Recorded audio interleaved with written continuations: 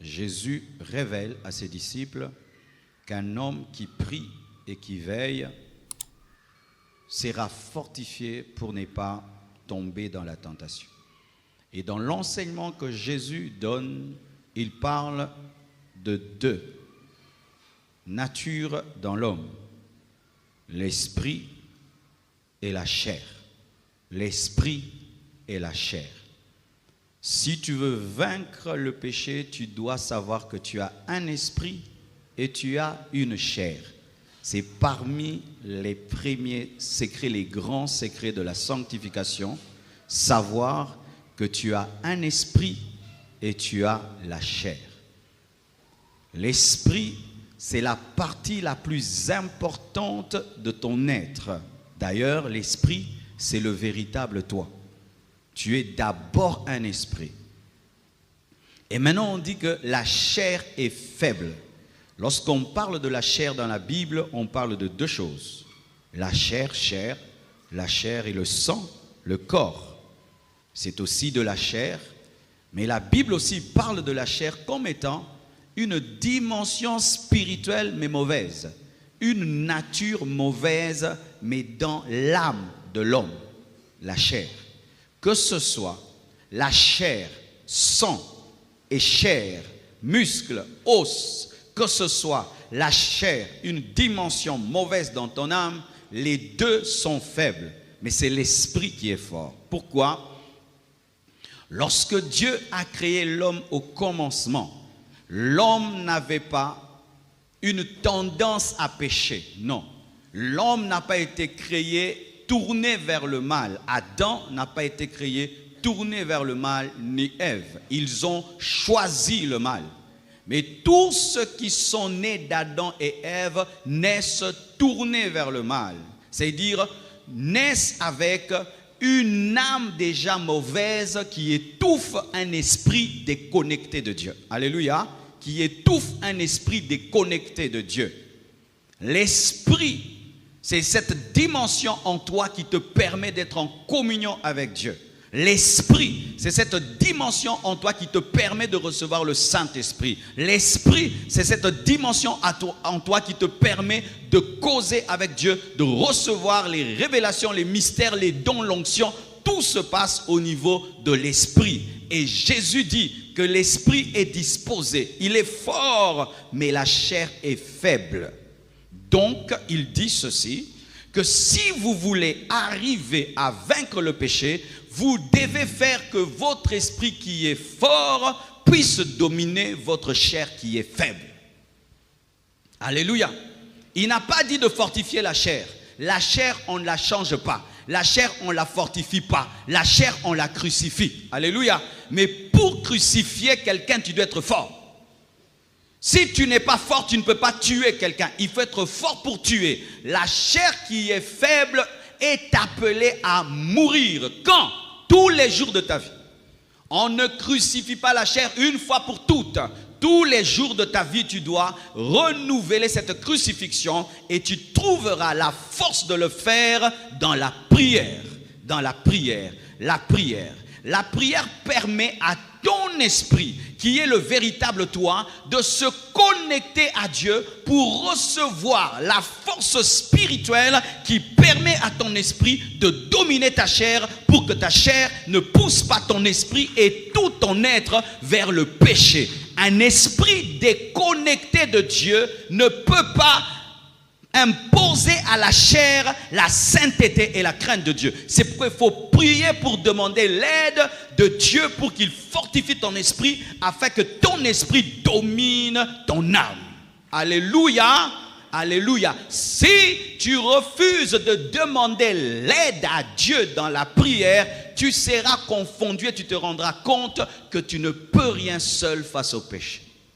Jésus priait au temps de sa chair avec des grands cris et des larmes. Jésus priait au temps de sa chair avec des cris et des larmes. Et la Bible nous dit que Jésus a été tenté en toutes choses. La tentation du désert n'est pas la seule tentation de Jésus. Jésus a eu plusieurs autres tentations et il n'a jamais péché car c'était un homme de prière. Jésus est totalement Dieu et il est totalement homme. Et dans sa dimension humaine, c'était un homme de prière qui comptait sur Dieu afin de dominer le péché. Mais la différence entre nous et Jésus, c'est que tous les péchés qui sont venus vers Jésus n'étaient pas en lui, mais étaient hors de lui, parce que Jésus-Christ est le seul homme après Adam et Ève qui est né sans avoir une partie qui tend vers le mal. Jésus n'est pas né avec une nature pécheresse, donc avec aucune tendance vers le péché. Tous les péchés que Jésus a connus étaient extérieurs. Alléluia. Mais toi, les péchés qui te sollicitent sont intérieurs et extérieurs. Nos tentations sont extérieures et intérieures. Des fois, tu es tenté par ce que tu vois, par ce que tu entends, mais des fois, même si tu ne vois pas, tu n'entends pas, au-dedans de toi, il y a de la convoitise, il y a le mal. C'est pourquoi tu es tenté. Alléluia. La Bible nous dit que l'homme est amorcé par sa propre convoitise. Donc l'homme pêche sans le diable.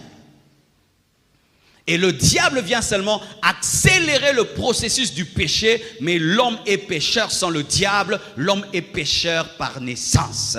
À cause d'Adam et Ève, nous naissons pécheurs. Aucun homme ne naît saint, ni enfant de Dieu. Alléluia. Veillez et priez. Tu veux vivre dans la sainteté, commence tes journées à genoux. Pourquoi? Tu ne connais pas les tentations de la journée. Tu veux garder la sainteté, prie la nuit, parce que tu ne connais pas aussi les tentations de la nuit. Car certains se réveillent la nuit pour pécher. C'est ce qui est arrivé à David. Il s'est réveillé, il est sorti de son lit pour pécher les péchés de la nuit. Tu veux vaincre les péchés, prie le matin, prie le soir. Si tu es autant fidèle quand tu charges ton téléphone, le 90% d'entre nous ici, nous dormons avec des téléphones chargés. Nous dormons avec des téléphones chargés. Pourquoi? Nous préparons des appels nocturnes, mais surtout les appels du matin. Alléluia. Si nous pouvons préparer des appels, des vidéos et des messages que nous recevrons au téléphone, tu dois préparer ton esprit à affronter la tentation et à écouter Dieu et à répondre à Dieu en chargeant ton esprit dans la prière, car la prière te branche à Dieu pour recevoir l'électricité spirituelle. Un homme qui ne prie pas est lobate. Et quand tu es lobate, tu ne recevras pas la force pour vaincre le péché. Tu vas tomber, mais tu as la connaissance dans la tête. Tu vas pécher, mais tu as la connaissance dans la tête. Connaître la Bible ne suffit pas. Il faut avoir la force de pratiquer la Bible. Et la force de pratiquer la Bible nous est donnée par le Saint-Esprit lorsque nous sommes des hommes connectés à Dieu. Donc, mes frères, l'invitation à la prière est une invitation à la sainteté. Les hommes véritables de prière sont des hommes de sainteté. Pourquoi? Ils ont la force de dominer leur chair qui est faible par un esprit rempli et revêtu. Amen. Et regardez, lorsque nous lisons 1 Samuel 17, verset 16, regardez un peu la stratégie du diable, de Goliath en matière d'oppression. La Bible dit dans 1 Samuel 17, 16, le Philistin s'avançait matin et soir et il se présenta pendant 40 jours. Pendant 40 jours.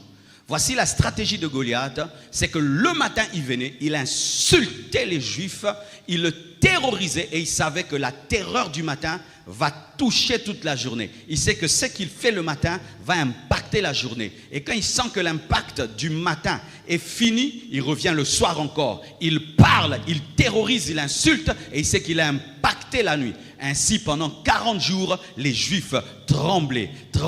Pourquoi? Ils hantaient leur journée et ils hantaient leur nuit. Il en est de même, mon frère.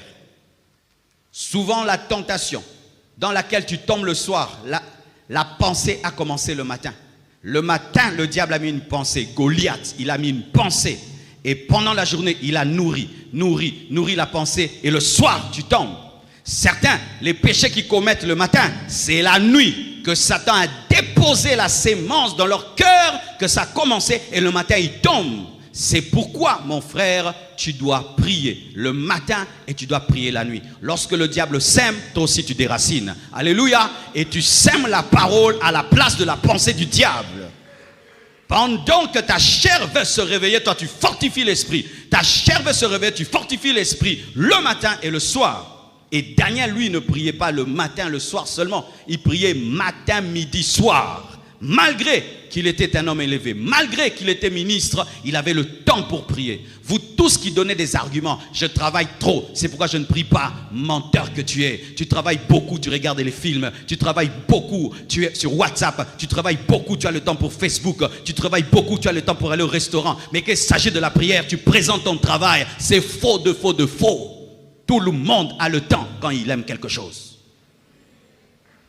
Quand on aime quelque chose, on a le temps. Daniel était un homme très occupé, mais il avait le temps de prier. Arrête de brandir ton travail pour ne pas prier. Je connais une maman dans cette église. Elle a demandé à son lieu de travail qu'on lui donne une pièce pour prier, une chambre pour prier. Et on lui a donné, on l'appelle la chambre de maman pasteur. Malgré cela, j'ai rencontré des musulmans, où qu'ils soient, il prend son tapis, il s'agenouille. Que ce soit à l'aéroport, que ce soit dans une boutique, n'importe où, si c'est son heure de prier, il s'agenouille, il prie. Arrêtons de présenter nos occupations pour ne pas prier. Même un chef d'État a le temps de prier. Alléluia.